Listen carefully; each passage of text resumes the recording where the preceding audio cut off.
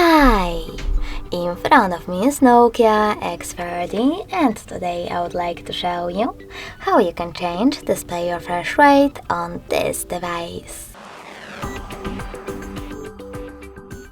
First of all, go into Settings, then choose Display section. After that, you need to scroll all the way down and tap on Screen Refresh Rate. Over here, tap on one of those options, Adaptive or Standard, and when you're ready, go back. As you can see, after that, screen refresh rate of my Nokia has changed.